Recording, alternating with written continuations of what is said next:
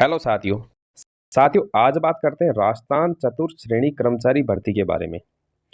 इसमें हम पूरी डिटेल से बात करेंगे कि भाई लगने के बाद में प्रोबेशन पीरियड में आपको कितनी सैलरी मिलेगी, प्रोबेशन पीरियड के बाद में कितनी सैलरी मिलेगी, प्रमोशन, भाई प्रमोशन में आप किस पद तक पहुंच जाएंगे, ठीक है। 2 साल 3 साल बाद, कितने साल बाद आपका प्रमोशन होगा, पहला प्रमोशन, वो जो लास्ट प्रमोशन में आप कहाँ तक पहुंच जाएंगे। तीसरा, आपको भाई क्वार्टर मिलेगा कि नहीं मिलेगा, ठीक है, इसकी ट्रांसफर पॉलिसी क्या है। साथ में भाई पढ़ने का टाइम कितना मिलेगा और क्या क्या काम रहता है। और एक मेन इंपॉर्टेंट कि भाई आपकी ड्यूटी कहाँ कहाँ लग सकती है, यानी राजस्थान में कितने डिपार्टमेंट है, ठीक है। तो पूरा डिटेल से देखेंगे। देखिए, आपको पता होगा भाई पद कितने हैं इसमें, 52,453 पद है, ठीक है ना। 21 मार्च से 23 अप्रैल तक इसके फॉर्म अप्लाई होंगे अभी 2025 में। एग्जाम डेट देखिए, संभावित एग्जाम डेट है सितंबर में, ठीक है, 18 से 21 सितंबर। लेकिन ये कन्फर्म नहीं है, डेट आगे बढ़ भी सकती है। 10वीं पास इसकी योग्यता है। चयन प्रक्रिया क्या है भाई, इसमें देखो एग्जाम होगा, ठीक है। और इसका सिलेबस है, सिलेबस आपको मेरे टेलीग्राम चैनल फाइंड जॉब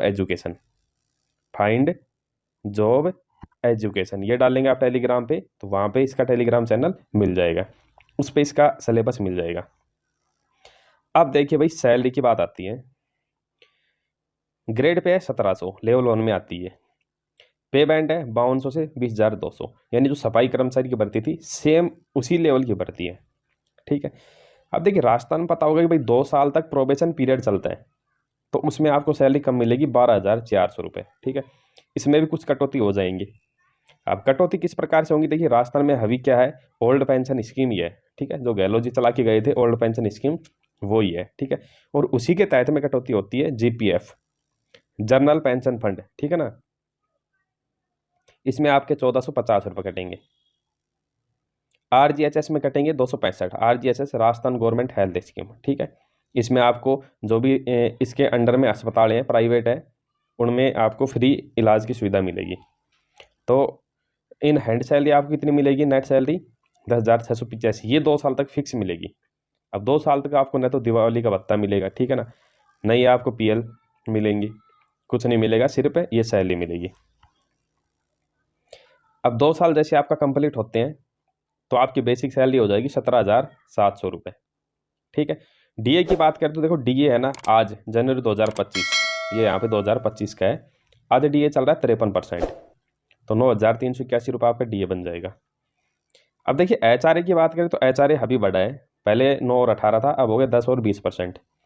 तो 10% एचआरए मिलेगा जेड कैटेगरी सिटी में, और 20% एचआरए मिलेगा वाई कैटेगरी सिटी। ये कौन सी है, ये है 5, जयपुर है, जोधपुर है, बीकानेर, अजमेर है, कोटा।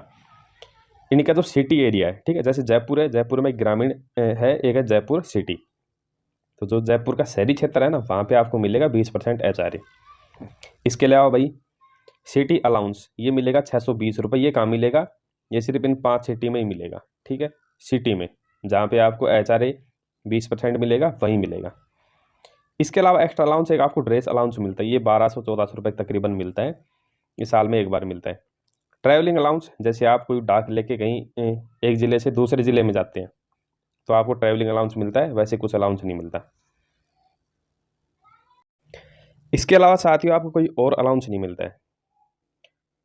अब भाई आपकी ग्रोस सैलरी कितनी हो जाती है,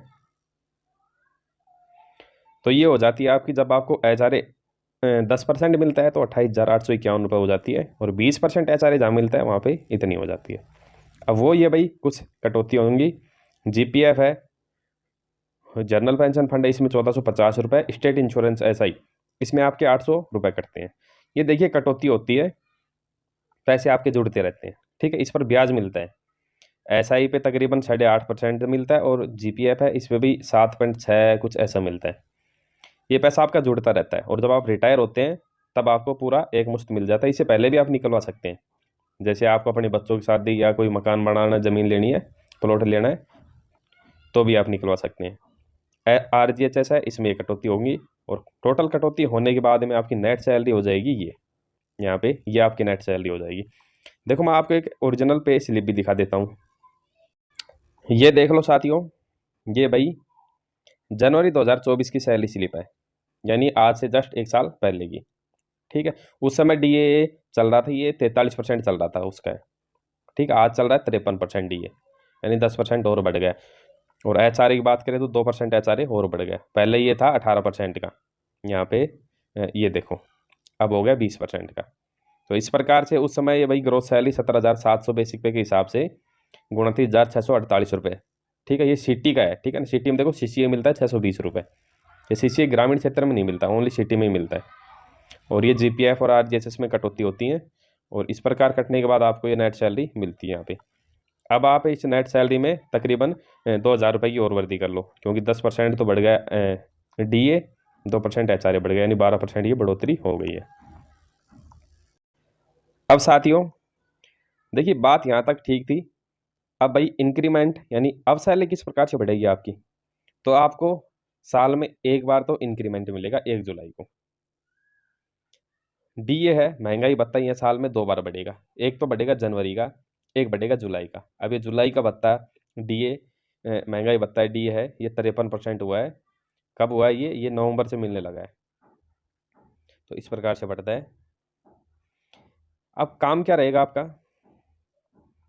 भाई, ऑफिस में आपकी ड्यूटी रहेंगी। अभी फिलहाल 108 से ज़्यादा डिपार्टमेंट है राजस्थान में, और किसी भी डिपार्टमेंट में आपकी ड्यूटी लग सकती है, ऑल राजस्थान। और बहुत सारी सीट खाली पड़ी हैं। पूरे राजस्थान की बात करें तो तकरीबन 1.5 लाख चतुर्श्रेणी कर्मचारियों की खाली सीटें पड़ी हैं, पूरे राजस्थान की बात करें तो। इसमें काफ़ी सारे डिपार्टमेंट हैं, ठीक है। एक बार मैं आपको डिपार्टमेंट दिखा देता हूँ, कौन कौन से डिपार्टमेंट।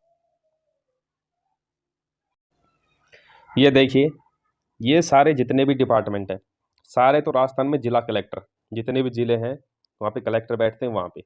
फिर जितने भी SDM ऑफिस है वहाँ पर ड्यूटी लगती है। फिर उसके बाद ये देखिए संभागीय आयुक्त है, ठीक है ना, सारे संभाग है वहाँ पे। फिर राजस्व मंडल आ जाते हैं आपके, ठीक है। फिर जो टैक्स डिपार्टमेंट है वो आ जाता है, ठीक है। फिर शिक्षा विभाग आ जाता है। इसके बाद और ये कॉलेज आयुक्तालय, काफ़ी सारे डिपार्टमेंट है ये राजस्थान में, ये देख लीजिए। फिर भाई जल संसाधन विभाग आ जाता है, भूजल विभाग आ जाता है, PHED आ जाता है, ठीक है ना। उसके बाद भाई कृषि आयुक्तालय जो एग्रीकल्चर डिपार्टमेंट है वो भी बहुत सारे हैं। ये देखो WRD डिपार्टमेंट है, CID डिपार्टमेंट है।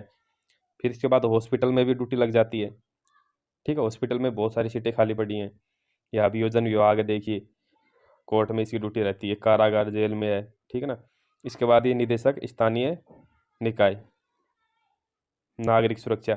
एक चीज़ ध्यान रखना, पंचायतों में भी आपकी ड्यूटी आ सकती है।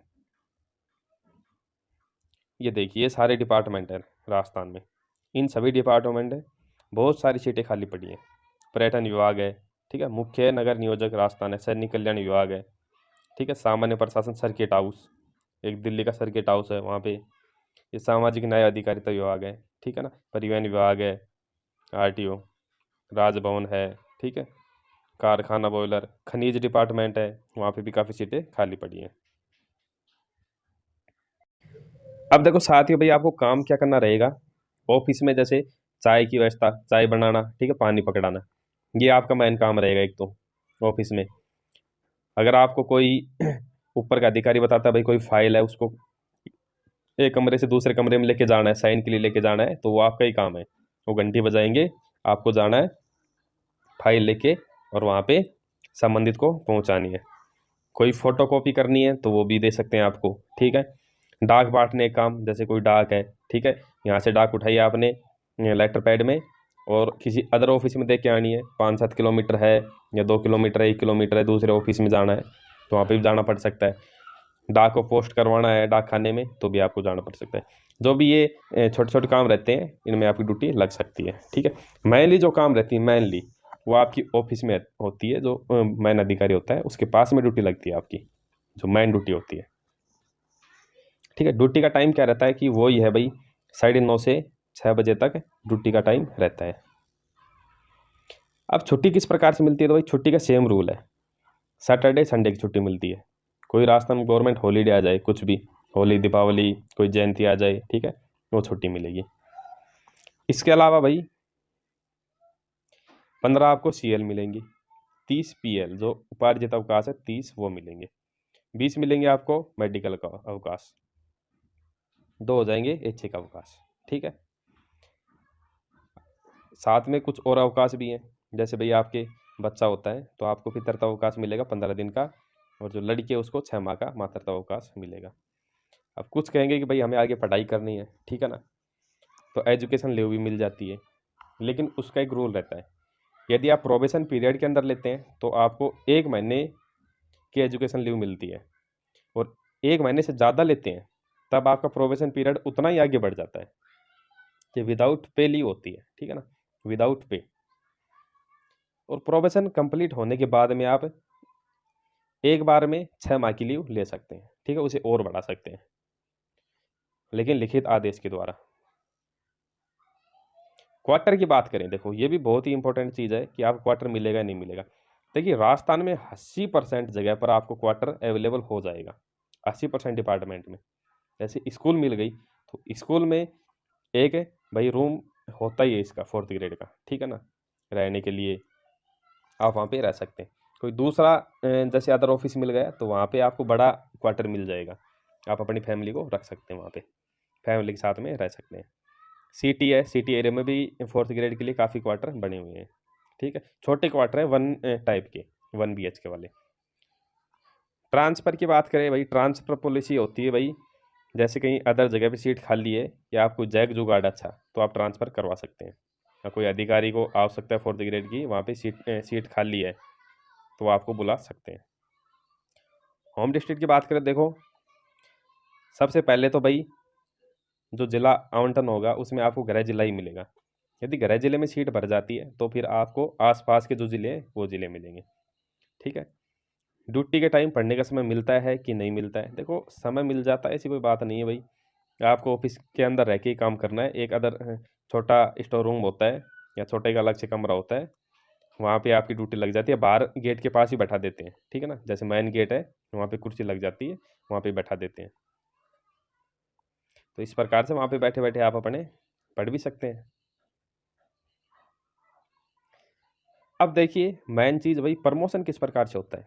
देखो प्रमोशन के 2 रूल हैं। एक तो सीधा सीधा कि भाई ऊपर की सीट खाली है तो 3 साल बाद आपका ऊपर की सीट पे प्रमोशन हो जाएगा। लेकिन कई बार ऐसा होता है, जैसे अभी फिलहाल ये हो रहा है कि भाई ऊपर की सीट कई डिपार्टमेंट में खाली नहीं मिलती हैं, तो उनको क्या होता है ACP मिलती है 9 साल वाली, 9, 18 और 27 साल की। यानी कि पहले अपन सिंपल इसको नीचे वाले को समझते हैं। जैसे मान लो ऊपर की सीट खाली है, आप लगोगे 4th ग्रेड चतुर्थ श्रेणी कर्मचारी लेवल 1 में, ठीक है। ऊपर की सीट खाली, 3 साल बाद आपका प्रमोशन हो जाएगा। जैसे 2 साल प्रोबेशन पीरियड कंप्लीट होंगे, 1 साल और 3 साल बाद आपका प्रमोशन होगा किसमें, चतुर्थ श्रेणी कर्मचारी लेवल 2 में।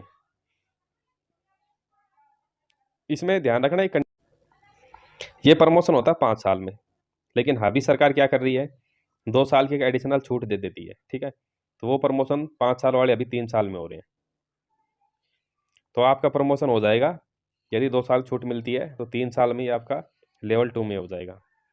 फिर यदि फिर छूट मिलती है तो उसके 3 साल बाद आपका प्रमोशन हो जाएगा लेवल 3 में। इसमें एजुकेशन क्वालिफिकेशन की कोई आवश्यकता नहीं है, अगर आप 10वीं पास हैं तो भी यहाँ तक पहुँच जाएंगे। फिर आपका प्रमोशन हो जाएगा जमादार की पोस्ट पे, इसमें भी कोई एजुकेशन क्वालिफिकेशन नहीं है, ठीक है। जमादार ये 2000 ग्रेड पे में होती है। इसके बाद में भैया आपका प्रमोशन होगा यदि आप 12वीं पास है, ध्यान रखना, 10वीं पास है तो नहीं होगा, फिर आप जमादार की पोस्ट पे रहेंगे, आपको वेतन श्रृंखला आगे की मिलती रहेगी, आगे ग्रेड पे मिलती रहेगी। यदि आप 12वीं पास हैं तो आपका प्रमोशन हो जाएगा जमादार से LDC की पोस्ट पे। यहाँ से आप लगा लो 4 से 5 साल में प्रमोशन हो जाता है, अगर LDC की सीट खाली है, यानी यहाँ से यहाँ तक पहुँचने के लिए आपको तकरीबन 15 से 20 साल लग जाते हैं।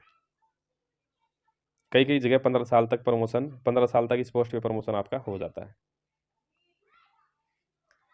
और उसके बाद में LDC बनने के बाद में 5 से 7 साल में आपका प्रमोशन UDC में होता है। LDC ग्रेड पे होती है 2400, UDC ग्रेड पे होती है 2800। अब मोटी मोटी बात करें तो भाई आपको यहाँ से यहाँ तक पहुँचने में कितनी सैलरी हो जाएगी आपकी, ठीक है। आप जब यहाँ लगते हैं तो आपकी सैलरी होती है आज के दिन में 30,000 रुपये, ठीक, ठीक है। यहाँ से यहाँ तक पहुँचने में आपको UDC बनने में 20 साल लग जाएंगे, 20 से 25 साल। और उस समय आज की स्थिति में बात करें, आज की डेट में, तो उस समय आपकी सैलरी हो जाएगी यानी कि 60,000 प्लस में सैलरी हो जाएगी आपकी उस समय। आज के समय, उस समय नहीं सॉरी, आज के समय में। उस समय तो DA बढ़ जाएगा, महंगाई बढ़ जाएगी, तो बेसिक पे भी चेंज हो जाएगी। लेकिन आज के समय की बात करें तो 60,000 प्लस तनख्वाह आपकी हो जाएगी। अब देखो, अगर भाई ऊपर की सीट खाली नहीं है, तब ऐसा होता है कि 9 साल बाद आपको इसकी सैलरी का प्रॉफिट मिल जाएगा। आप रहेंगे 4th ग्रेड में ही, लेकिन आपकी एसीपी इस पद पर लग जाएगी। सैलरी तो आपकी इस पोस्ट से ज़्यादा ही हो जाएगी वैसे तो। उसके 9 साल बाद आपकी एसीपी इस पद की लग जाएगी, फिर आपकी एसीपी इस पद की लग जाएगी और आप जमादार बन जाएंगे। ये 9, 18, 27 का ऐसा रूल है। तो साथियों, वीडियो अच्छा लगा हो तो चैनल को सब्सक्राइब जरूर करना। यदि कोई और भी आपकी कोई क्वेरीज हो तो कमेंट में ज़रूर बताना। अब साथियों, कई भाइयों क्वेश्चन थे कि भाई हमें तैयारी करनी चाहिए कि नहीं करनी चाहिए। तो देखिए साथियों, मैं तो ये कहूँगा कि बहुत ही अच्छी वैकेंसी है, ठीक ठाक है कि भाई आप इसमें आके अपनी ऊपर की तैयारी और कर सकते हैं। सिलेबस इसका वही एलडीसी वाला ही सिलेबस आएगा, ठीक है, इतना ज़्यादा टफ नहीं आएगा, नॉर्मली आएगा। तो जो भाई अभी तैयारी के लग रहे हैं, ठीक है, जो पटवारी, ग्राम विकास अधिकारी आदर की तैयारी कर रहे हैं, राजस्थान पुलिस की, किसी की भी टीचर की तैयारी भी कर रहे हैं, तो उनको एग्ज़ाम जरूर देना चाहिए। कन्फर्म है कि उनका इसमें सिलेक्शन आराम से हो जाएगा।